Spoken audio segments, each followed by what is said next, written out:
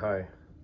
Um, this is the first of many videos to come. I call it My Clarity, and I have on my YouTube channel a playlist. I didn't make these videos; it's just a playlist, and it was originally made for my own private use, but then I made it public because people were curious on what I learned to have this mental clarity. So I named the playlist Clarity, but it's a collection of videos, some by psychologists, some by people who analyze philosophers. It's just a big collection. It's I want to say 111 videos, 112 videos. So anyway, this playlist is going to be stuff that I have done myself, my own videos, and a lot of it will be on my interpretations of what I have learned from the playlist Clarity, as well as what I've learned from my experience in life. Um, I can become across as being very philosophical. Um, it's because of my martial arts background. It's also because I've read many books on philosophy. I've read the I Ching. I've also read spiritual books such as the Bible. Um, I've read the Book of Five Rings, The Art of War, um, even other books that are controversial, such as The Prince, and just come up with my own interpretation. This one, I'm gonna say is it wasn't until now um, that I heard someone put it into words so eloquently, and then we'll be quoting a man known as Epictetus, and his what he said was, "It is impossible for a man to learn what he thinks he already knows." I'm gonna repeat that. It is impossible for a man to learn what he thinks he already knows. And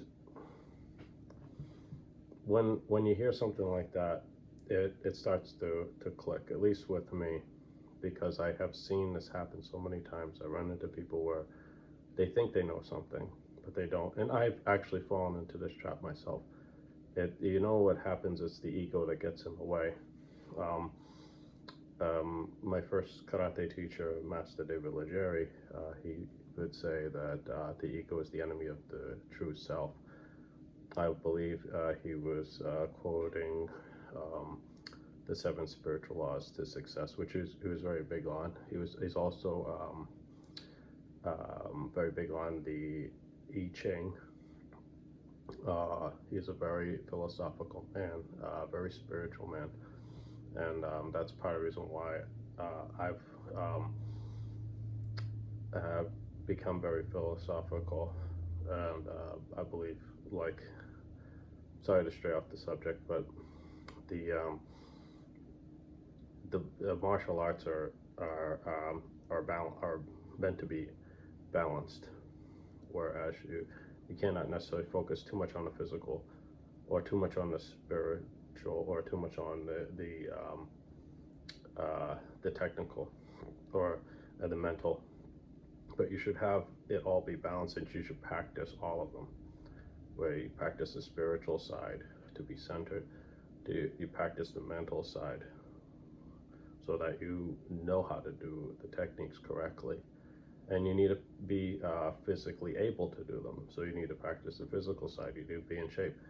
And I've noticed many martial arts only practice one, and they end up being imbalanced, and oftentimes being at war with each other. And this sort of gives rise to websites such as Bullshido. Well, anyway, because of things like that, you will see in the martial arts world people that have these high ranks or have this experience in one field, but then they think they have experience in all fields. So when they have the opportunity to learn something different, they are closed-minded. Well, they say, yeah, I already got that. I already know. Yeah, I know. Yeah, I know. The truth is, you don't know. You only know a part of it because someone told you. I've actually said that. I said, yeah, you know because I just told you. But you don't know it. You don't really know it. It's one thing knowing something intellectually, and then it's another thing knowing it emotionally to make it a part of you. So this quote is something that to keep in the back of your mind. If you're big on tattoos, maybe even put it on your arm. I don't have any tattoos, but something just to remember over and over. And I'm actually going to look more into Epictetus. He seemed to be a very wise man. I don't.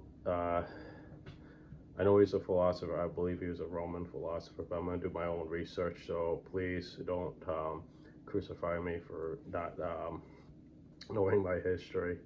But yeah, I really like especially this one quote. So it's impossible for a man to learn what he thinks he already knows.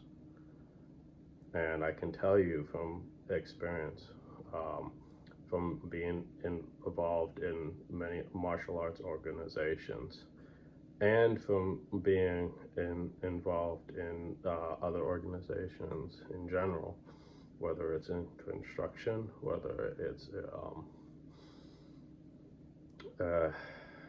in the church, whatever it is, I can tell you, or even the education system.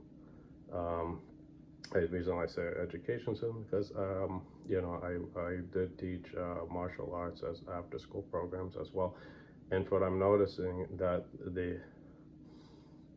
the more status a person has, like for example a high rank like a 10th degree black belt, whatever, or a doctoral degree or a master's degree, whatever. You might be the president of an organization, whatever it is. You might, whatever. And I'm not mentioning any names. And I'm not saying this like, oh, he's talking about president of this organization. No, I'm not talking about any of that. I'm just giving examples. Oh, he's talking about this guy. He's a 10th degree black belt. No, I'm not talking about any of that. I'm just giving examples. But I found this: the higher the status, the harder it is for that person to learn something new because of the ego. The larger the ego, and that to me gets in a way of showing who you truly are and what your potential can truly be. So it's like, yes, I believe that you should achieve, but you should also carry the humility to know that you're not the best. And if you have that, actually, believe it or not, Professor Vaknin actually clarified this and actually took a big weight off my shoulders. He said, accept, I want to say I'm quoting this correctly, accept that you're nothing. When you first hear that, it's like, wow, that's pretty depressing. But then it's like he said later on, and this is not exactly what he quoted. Do things because you want to do them. Don't do it just because you want to be the greatest. You want this recognition. You want to be grandiose. Do it because it's something you like to do. For example, I like to create comics. I like to write stories, and I have like tons of notebooks. I have tons of summaries. I want to say I have like 300 stories at least, and this is for doing it for like almost 30 years, and almost as long as I've been doing martial arts. And I've only published 3 books, And it got discouraging. And it's like, okay, it's just like this big task of doing all these. And it's like almost like saying, I'll never do it in my lifetime. Well, if I don't do a little bit each day, then I won't. That's true. But sometimes when you feel the need to like have that, you have that pressure to be great, to do something great, it takes away from the enjoyment. And then you don't even do it because you feel discouraged before you even start. So just do it because you like to do it. For anyone that likes to write music, wants to sing, or anything you want to do, just start. Just do it. Just see if you really want to do it, and do it because you liked it. Don't do it because you necessarily want to be the greatest. You don't have to be the greatest. You don't. Okay? And then that takes a big weight off your shoulder, and then you can just breathe and say, yes, I can just do it. And be humble to know that, okay, I don't know everything. You know, I used to let my ego get in the way. It took, I noticed like there was people younger than me that had more skill because they trained in stuff that was different. Maybe some were better at grappling. But then I said, wait a minute, I have something they don't have. But they have something I don't have too. Oh wait, let me learn. Let me just put my ego aside. Because also another thing, I was some of the people I trained with, I was higher ranked than them, but I was higher ranked in a different system. So it's like I was disappointed in myself. That I realized, I said, wait a minute, this is apples and oranges. I'm doing my skills in a different environment.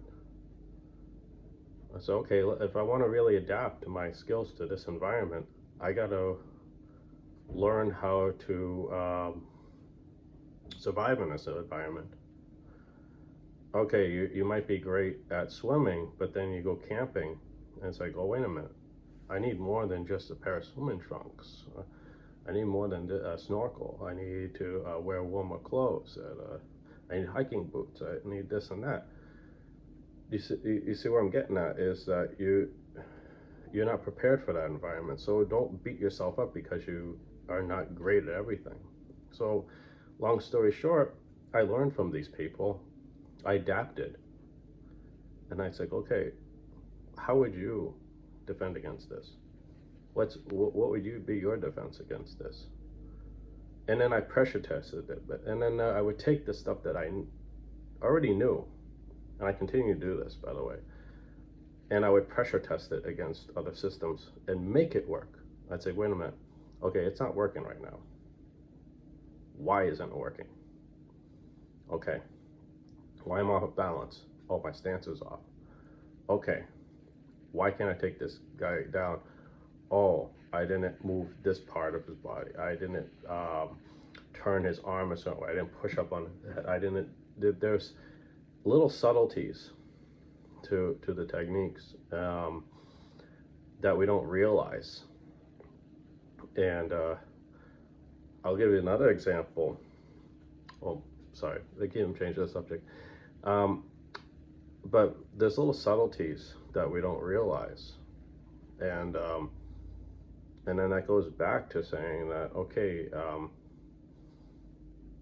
you need to practice it and really know it before you can teach it. And maybe you don't know what you know as much as you think you do. Now, I'll give you an example on you can't. It's impossible to learn what you think you already know. It's impossible for a man to learn what he thinks he already knows. There's a, I want to say probably TikTok videos, some gym bashing Steven Seagal, and bashing Aikido, and calling it bullshito. And I saw a technique, they tried to replicate a technique. There was one master that was grabbed by the shoulder, and he stepped down and moved and took the guy down. And then the other guy tried to replicate, couldn't do it. Well, the first video was based on momentum. And I've said this before, I've studied Aikido for a short time under Sensei Yasumasa Ito. I love the the martial art. It just wasn't for me.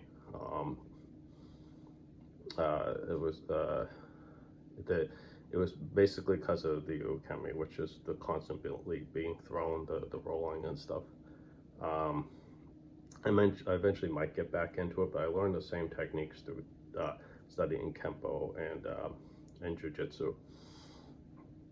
So, but I do have appreciation for the style.